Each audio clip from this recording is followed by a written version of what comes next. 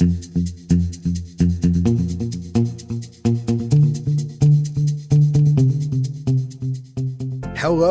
fellow innovators. This is Patrick Emmons.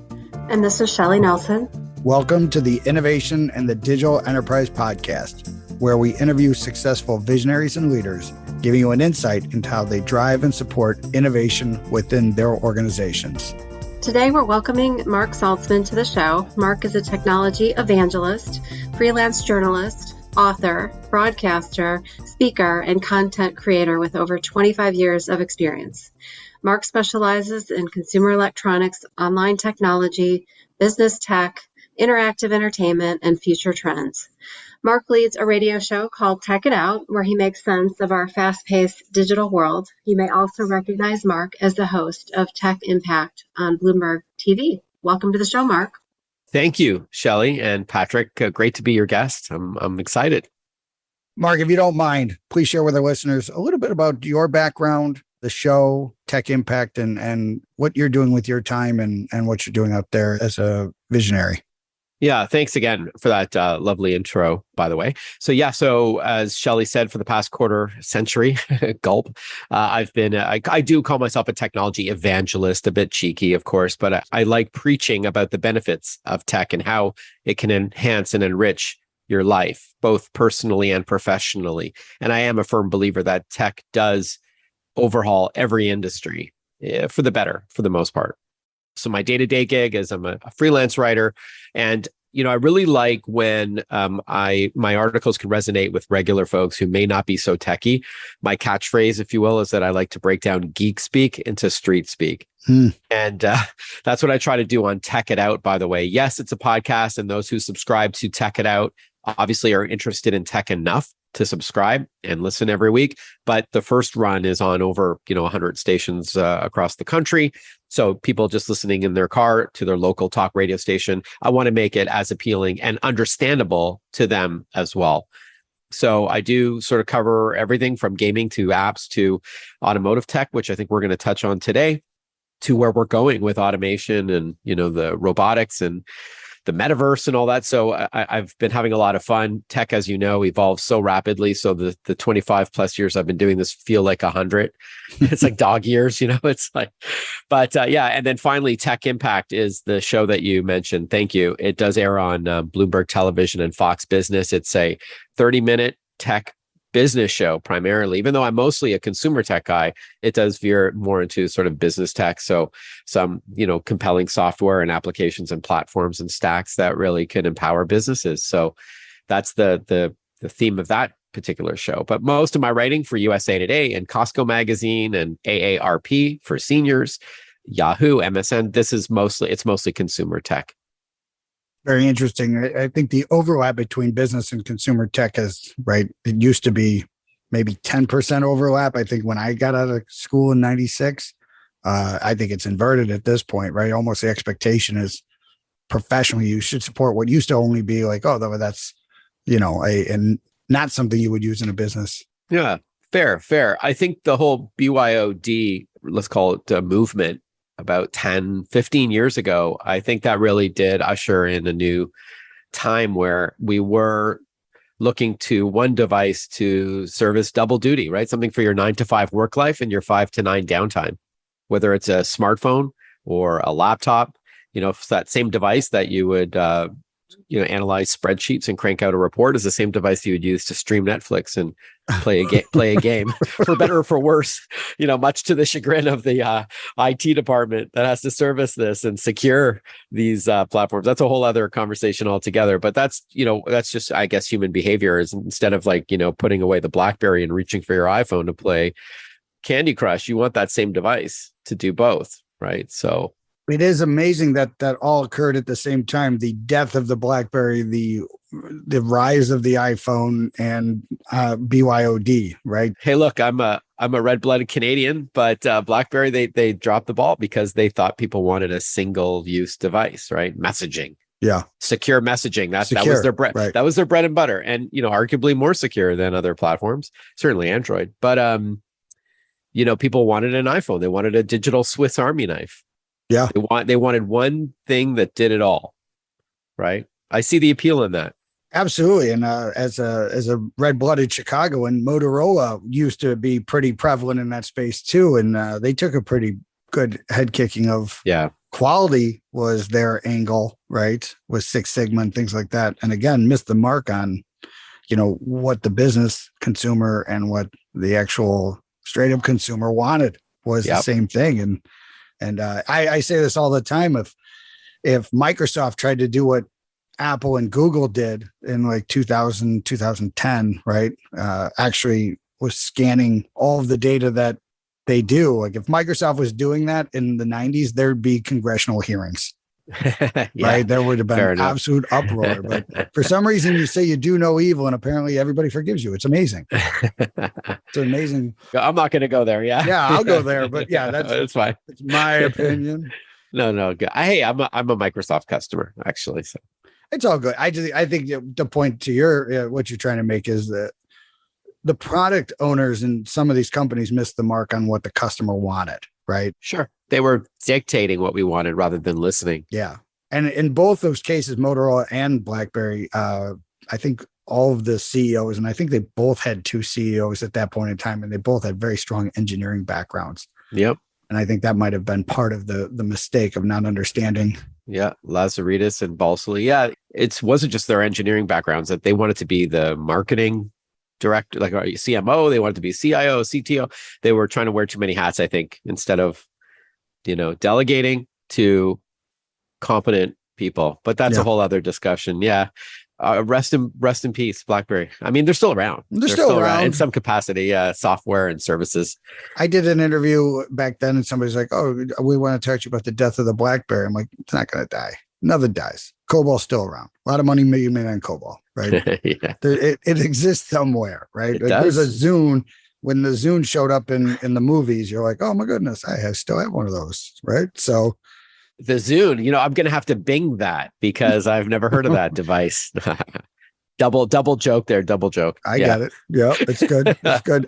You'd be surprised how many times I look at somebody using Bing. What? Where I'm like, oh, it happens all the time. Where you're just like, you're that person. I don't do it. No, like the one person that's doing it. Yeah. Oh, you're the one. I'm like, are you seriously dealing with these inferior results? Like, are you good with this? Right. Like, yeah. Anyways. Well, excited to have you on the show. And I know one of the topics that we wanted to get your thoughts on your experience, especially around innovation and the adoption of technology. Obviously, sad news and, the passing of the Queen. You've got some very interesting background and experience and research involving, so maybe some things people wouldn't understand about the Queen. I heard a funny story the other day where somebody was, her bodyguard was telling this story that they were traveling in New York and some people didn't recognize her and was talking to her bodyguard and found out that he's British and was asked the Queen to take a picture of them together. and she went with it. I was going to say she probably knew how, despite many 96-year-olds out there. Well, and that was the killer part. And the bodyguard's joke was at some point they did take a picture with everybody. And he was like, I would really just pay $1 million to be in the room when somebody's like, you took a picture with who? Right. Yeah, that's hilarious. Yeah. So not only did she use technology on her, on the throne 7 decades, but even before then, in fact, during the Second World War, she, as a princess, she lobbied her father to allow her to serve her country with it was called the Women's Auxiliary Territorial Service. Basically, it was a branch of the British Army where she became a driver and then trained in auto mechanics. She's like working on engines, right? That was a rare sight for a woman to be doing that back in the day, let alone the future queen. And then you fast forward to 1953, the Queen's coronation, which did coincide with the growing popularity of television worldwide. She allowed the BBC to broadcast the event, and it was live too. So lots of room for, that's scary, right? So 20 million people worldwide watched the broadcast, and she was the first royal to embrace TV. And in fact, that coronation was credited with catapulting TV into the mainstream, certainly in Europe. but I would argue to some degree in North America as well. So big deal. And then again, over the years, in 1956, the Queen Elizabeth II opened the world's first full-scale nuclear power station. A decade later, she met some Soviet cosmonauts in early 69, and then later in 69 recorded a goodwill message that was left on the moon by the Apollo 11 astronauts. So, and then it goes on. She was one of the first to ride the Channel. That's the Channel Tunnel, that undersea railway that links the UK to the rest of Europe. She delivered one of her traditional Christmas Day messages in 3D. She used Instagram to communicate with people, even until 2022, when she had a virtual lunch with Paddington Bear. It was all computer generated. That we've been seeing a lot now since her passing, and all the tributes that she always had fun, with 007 10 years ago, and then Paddington Bear, that was all computer generated. But she used Zoom like many other, heads of state, obviously, to communicate with her people and assure them during the pandemic that brighter days were ahead.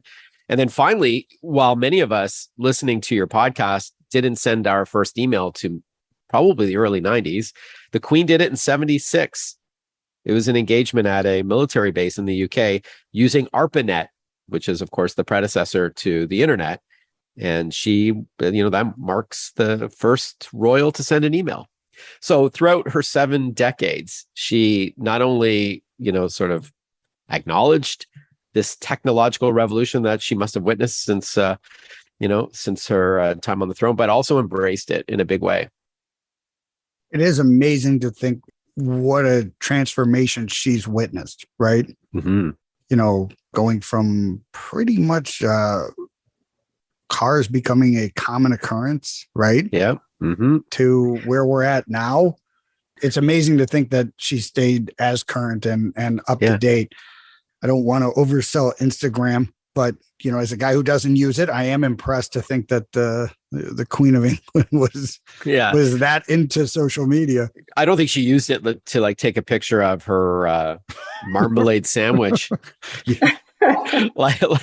whatever. That's going back to that Paddington thing. But I don't think she was a daily active user, but she did. People would say to her, "This is a trendy social media platform with X amount of millions of." UK and all the Commonwealth countries, they all use it. So that was a smart way for her to reach people. So yeah, it was neat. As a technologist, it was fun to research the kind of support that she gave to this industry. It's great. It is. It's very interesting stuff. And it's a good time to pause and think about, where will we all be when we're her age, right? What's the world going to look like? And are we going to be as willing to embrace and adopt technology? Yeah. The metaverse. No. I say that kind of half tongue in cheek because that's all the buzz these days, but we'll see. So what's the biggest thing on your mind right now? What do you think is not the metaverse, obviously, but what other?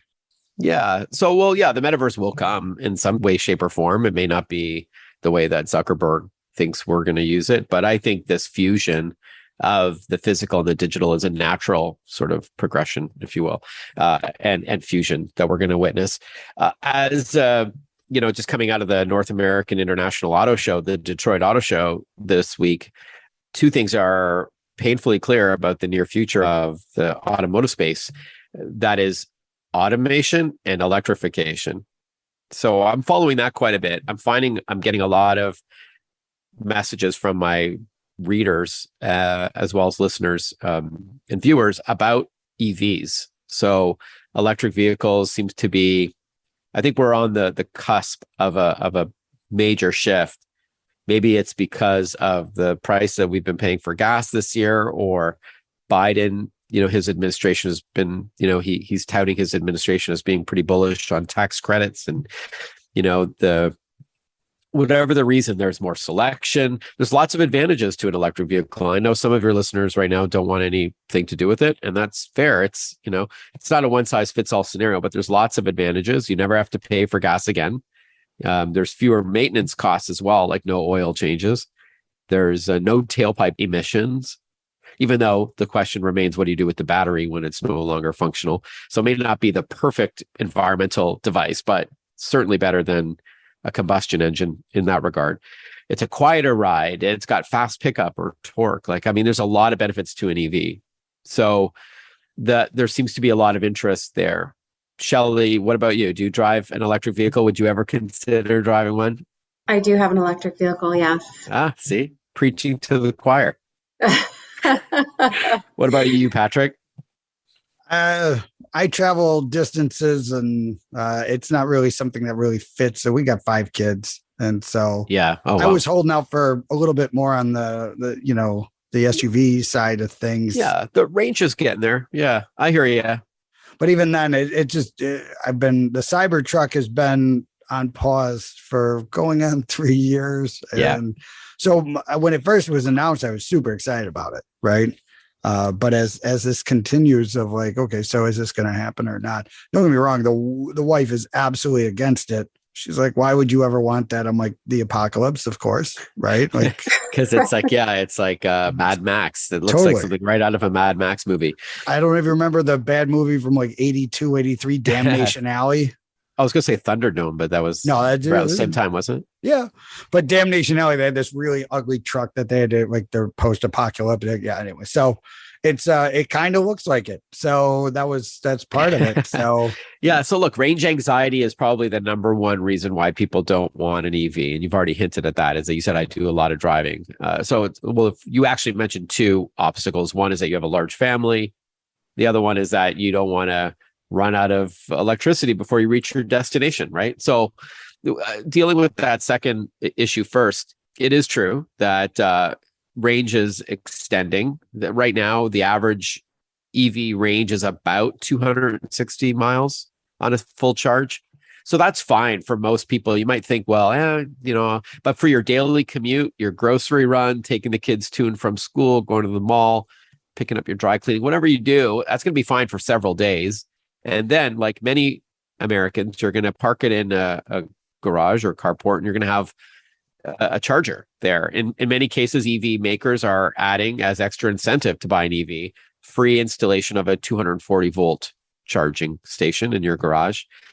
Yeah, it's harder if you live in an apartment or in a condo. It's a bit more challenging. But 80 to 90% of EV owners charge up at home. The other 10 to 15% or so, 20% at most, charge up at work if you're lucky enough to have a charging station at the office, or they use public charger stations around the country. And there are more and more and more of them, which is good, right? And level 3 or fast or DC fast charging, where you can charge up from 0 to 85 to 90% in as low as 25 minutes, 25 to 45 minutes. So you grab a coffee and whatever. But the appeal, I think, is not having to pay for gas. It's a great ride. I love the pickup. I remember the first time I was in a Tesla, I was like, holy moly, I'm going to get a ticket on this freeway. Like, I just let it rip without realizing it. We saw the Ford F-150 Lightning is starting to pick up now. You talked about a utility vehicle, an SUV. So the Chevy Bolt EUV is coming out soon, and the Chevy Bolt EV. And they're not expensive, right? The Chevy Bolt EV is $26K, and the Bolt EUV is $28K to start as well. And that's, I think, $3,000 or $4,000 less than last year's model. And then there's the federal tax credits. I think it's $7,500. So you don't have to break the bank on a 6-figure Tesla if you don't want one. I know the F-150 can also be $100 on some of the models, but there's a lot of choice. Range anxiety is becoming a thing of the past, and it's a great ride. Like Shelley, It is a great ride. It's amazing how fast it accelerates. Yeah. Yeah. But I think that the Ford F-150 starts at $60K, but it can go all the way up depending on how you have it configured. I should clarify. No, I think it's a less than 60 at the entry level. Yeah. That's for the 240 mile one. Goes up to 320, and there's some extra. But if you're towing, this is a big caveat. If you are towing something, then it does decrease the battery life considerably. Right. Just like frigid temperatures, where I live in Canada, it can get pretty darn cold come, November, December, January, February. So I'm in Toronto, by the way. In Vancouver, it's nice, or it's maybe just rainy, but it doesn't get the snow or the ice that we get in Toronto or Montreal. But yeah, all of that will impact performance, as Shelley likely knows. Hot days, really cold days, if you've got the aircon cranked, every little bit takes a little bit off the battery. But with the maturing of the infrastructure out there, more and more charging stations, and free, in many cases, charging station installed in your home, it's getting there. Yeah, so I'm excited about that. And then the other trend that I said, so there's electrification and then there's automation.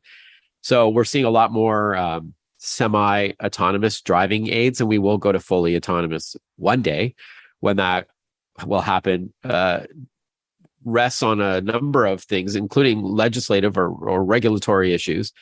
But the technology is certainly getting there, where your vehicle could literally take you from point A to point B with very little input from you as the driver or passenger, really, sitting behind the wheel. But like, I know there's the Super Cruise technology from GM that I've test driven a lot. It's getting really good, as is the Tesla Autopilot, their FSD beta there. So, I mean, there's some really good stuff. What's the expectation? Because one of the things I love about Tesla is that they can sell what it's going to be, not what it currently is. It's a hell of a marketing strategy. And so, like, there's a little bit of misperception when people don't have a Tesla. They do have the perception that that's already here, and it's not. Yeah. It's a little bit of a leap of faith where the existing hardware can do more than it can do today because of a software upgrade. Some of that is true, but those beta packages that you can pay for are not cheap. They're not perfect, hence the word beta. And at some point, they're going to say, okay, you can't do level 4 or level 5, whatever, autonomous driving until you have this model. So yeah, but it's Elon Musk, and he's got his no shortage of followers, fans. He makes, he's no doubt a visionary. He's one of the, I like how he thinks and the solutions that he invents, but we're not quite there yet to hop in your car because you've had a few drinks and say, hey, take me home. Great. Well, you can. It's just called Uber. Right. Yeah, exactly. And you should, right? If you've had a couple of drinks, there's no reason. All kidding aside, things get really interesting when you think about autonomous vehicles and ride sharing services together. If you have an EV, let's say it's 2030, you live in Chicago, Patrick, and your car drops you off at work. If you do work in an office, maybe you're at home with a headset, metaverse and all that. But let's say you're in the office, your car, why should it sit there idle in a parking lot all day, unless you need it to be charged up? But otherwise, it can go and drive around people for you, and you can benefit from that. It's extra money for you. And the people who don't drive or who don't have their own vehicle can benefit from getting picked up, a la Uber or Lyft.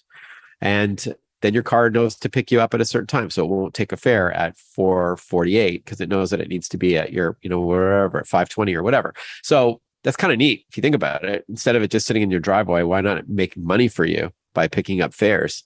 Well, this is Chicago, so we have a ton of insurance companies here, and I can tell you that is on their minds of, okay, so what was a very sedentary thing, right? You drove your car very infrequently.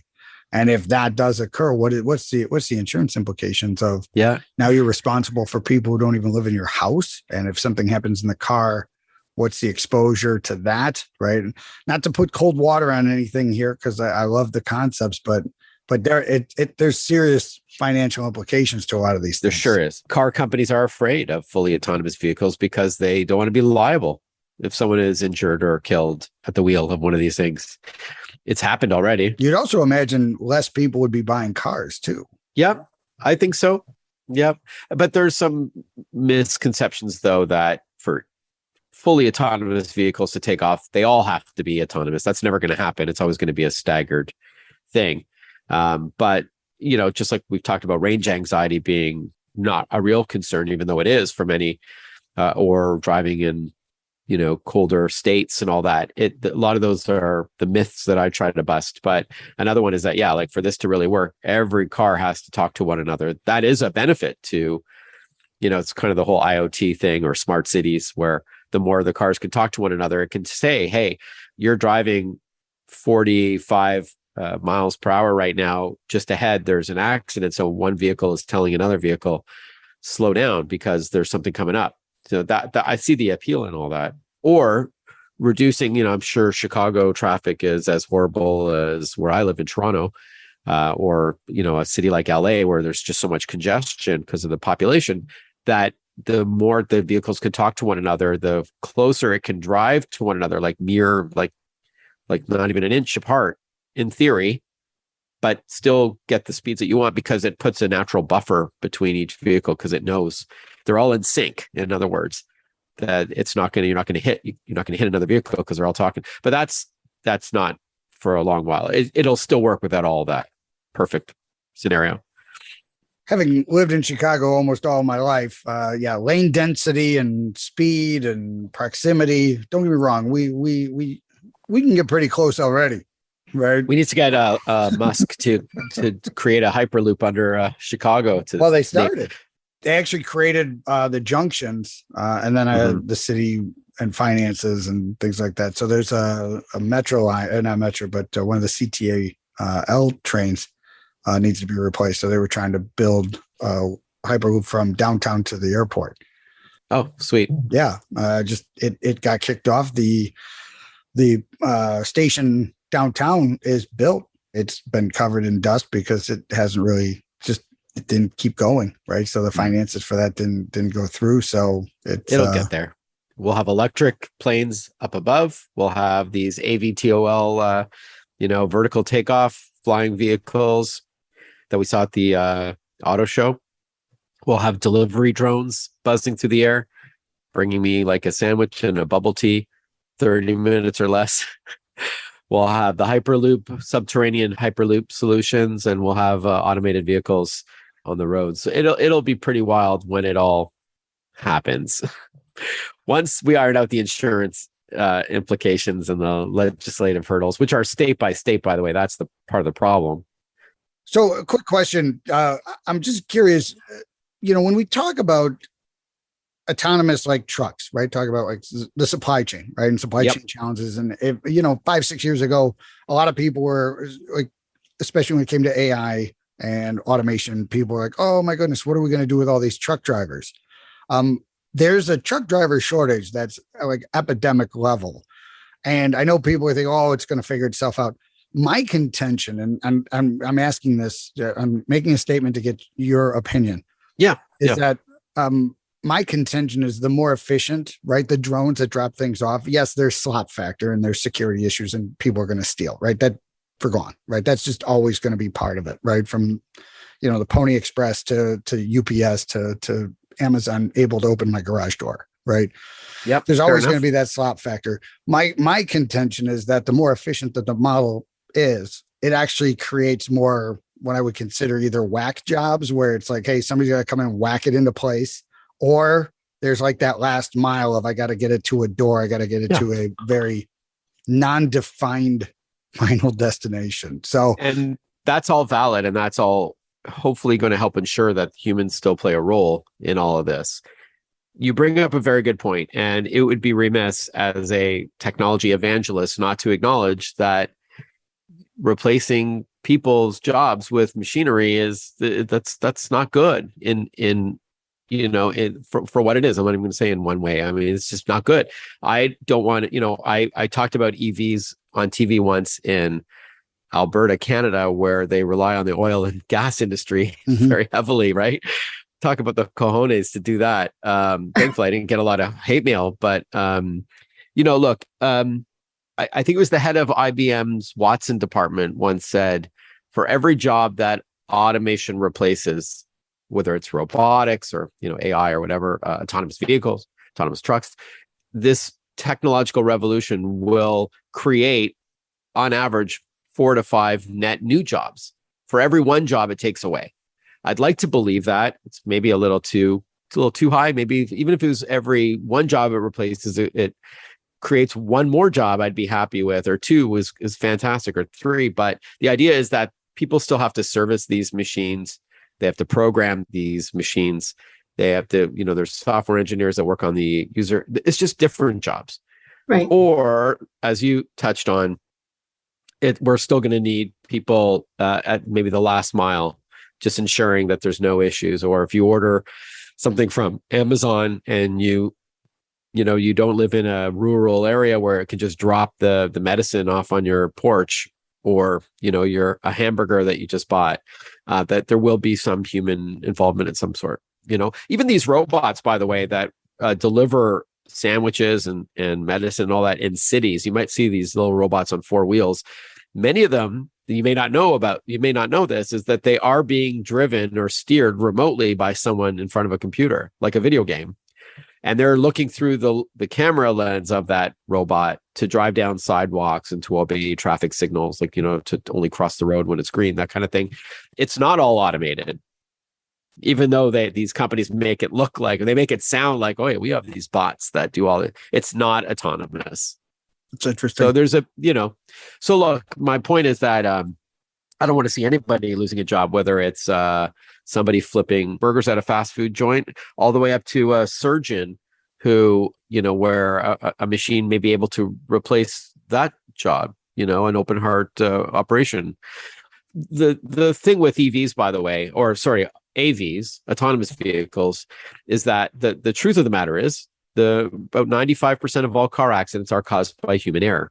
So if you're willing to give technology, if you're willing to trust tech to some degree, and that stat drops significantly, and it's not going to be perfect. We've already seen some fatalities with autonomous vehicles in the testing of it. That if the idea is that it has to, we all want to evolve, and we want to get have a safer society. So that's the whole idea behind it all. But yeah, we don't want to see anyone lose jobs. There's always going to be, I hope, roles. They just may be different roles than what we're seeing today. But I have faith in humanity. I'm an optimist. I do. I think, honestly, AI automation is absolutely a necessity. If you look at, the population crisis that we're all facing with, that's not a controversial statement from a number standpoint. Automation is absolutely critical to even maintain the systems that we currently have. So even forget improving, our existence or our experiences here in the current, just even to maintain them going forward. We're looking at some serious challenges, and I think it's going to lead to some really healthy outcomes. And a lot of that is people are going to have to invest in humans way more than they have historically, where it's like, nah, we only work with these people, or we only engage people who have this type of education or have this type of background. And the necessity to engage communities that historically had been either underrepresented or completely ignored is going to be a profitable and competitive advantage, right? And so even though automation is going to, I think, buffer some of that loss, but it's not controversial to talk about the fact that, like, we have not been replacing ourselves, and our immigration policies are not really solving that problem either. We are lucky, though. We are, the United States, Canada are places people would like to move to, right? So we do have a very unique competitive advantage in that regard if we were able to exploit that advantage a little bit better. But automation, from my perspective, is absolutely critical for us to continue to succeed. Yep. It's a bad word for many, but, they envision, a greedy sort of billionaire business owner thinking how they can improve efficiency and keep more in their own pocket and let go of the little guy. I don't see it all like that. It's not that black and white. It's complicated, but yeah, shareholders and profits and all that plays a role in capitalism and adopting technology to shave off expenses or find, do more in less in less time or with fewer people. But I'm optimistic that as, we just need to upskill or reskill, perhaps, which is a scary thought for many, especially, my age, but, to try to anticipate where things are changing and encourage, the buzzword STEM, right? Science, technology, engineering, and math, to try to get I've got 3 kids in college right now, and only one of them is in computer science. So I hope my other 2 can find, gainful employment upon graduation. But hopefully it'll all figure itself out. But I like what you said. Yeah, thank you. There's plenty of jobs for everybody. Yeah. Hey, I wasn't a techie growing up. I was a drummer in a metal band, and I fell into the tech world in my 20s. So I was a late bloomer. I want to hear about that. Yeah, my experience is the overlap of musician and software engineer. It's a high overlap. Those are pretty concentric circles of. I've heard that. Yeah, it's true. How did you fall into that? Can we hear that story? Sure. Yeah. If we've got the time and people are interested. Yeah. So I did go to University of Toronto for 4 years studying psych. I didn't know what I wanted to do. So I took a psychology degree as an undergrad, 4 years. And then, I wanted free video games. When I graduated, I had no idea I was going to be an author or a broadcaster, or a techie at all, because I wasn't interested in tech growing up. But in my 20s, I kind of resented that I had to pay $70 for a video game. It seemed like a lot of money to me. So I called companies and asked them to send me a free game. I told them I'd review it. And some did. And then they said, okay, well, where's your review now? And I'm like, oh yeah. So I called some local publications that, back then you were at the mercy of a newspaper or a magazine letting you write. Right now you could just do it on your own. You can have a blog, right? I was at the mercy of radio station program directors to put me on the air. Now you could just have a podcast. It was very different, right? I had to have TV stations willing to put me on the air instead of YouTube or Twitch. You get the idea. But so I was lucky. I was able to convince an editor to let me write for her when I had no experience. But I reviewed games, and then I'm like, oh, I get to keep the game and get paid. This is pretty cool. And that expanded into not just games, but other tech. And then it expanded from writing articles to hosting radio shows. Then I just got bigger and bigger gigs, writing for first Canadian publications. Then I got a gig with USA Today. It's my 24th anniversary with them in October. And then just getting bigger and bigger places. Then I started on TV and then got a gig with CNN as a freelance contributor in 2001 and just expanded from there. Yeah. So it was really, I was lucky to turn my hobby into a career and just learned on the job. I didn't go to J school, journalism school, or anything like that. So yeah, it's fun. No looking back. It's been a lot of fun.